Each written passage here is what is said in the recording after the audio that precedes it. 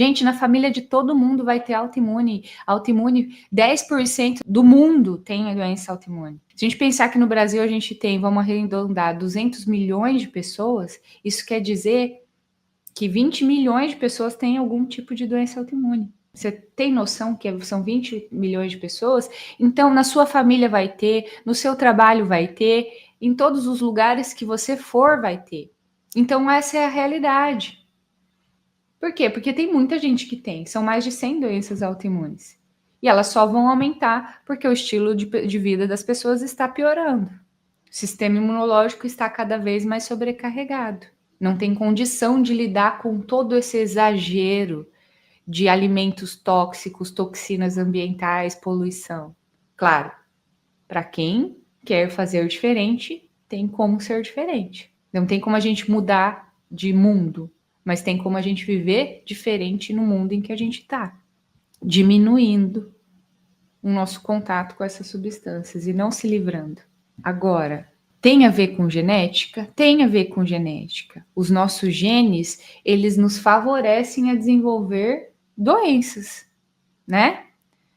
Então, numa família tem muito câncer, numa família tem muita doença cardiovascular, numa família tem muita Alzheimer, né?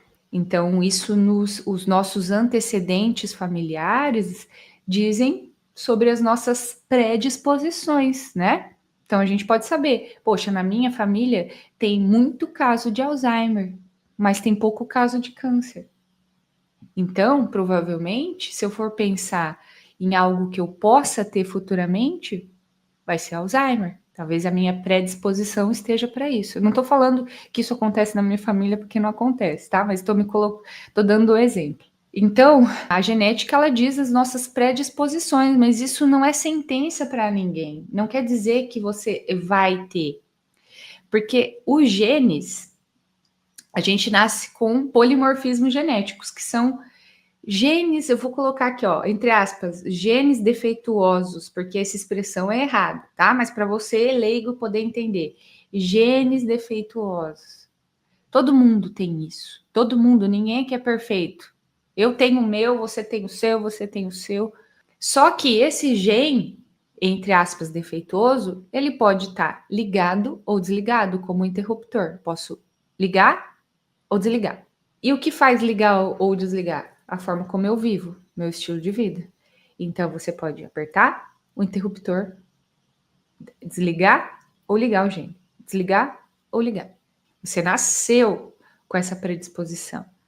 Mas o que define se você vai ligar ou desligar é a forma como você vive. E aí, geralmente, as pessoas dentro de uma mesma casa têm um estilo de vida parecido. Vamos extrapolar esse exemplo para excesso de peso, que aí fica bem mais fácil. Vamos supor que tem 4 pessoas numa família, pai, mãe, 2 filhos. Aí, os pais são obesos e as crianças estão indo para o mesmo caminho.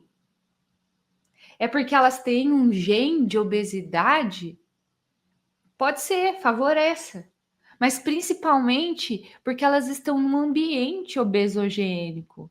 Os pais são obesos. O que vocês acham como que está o estilo de vida deles? É óbvio que eles vão ter crianças obesas, porque é o contexto familiar.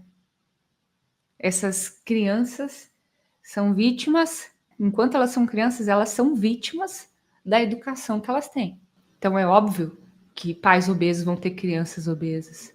Tá comendo donuts no café da manhã e almoçando macarrão, enquanto vê Netflix, não tem como ser diferente, né? Teria que se esforçar muito para não ser assim. Então eu dei o exemplo do peso só para ficar mais didático para vocês, tá?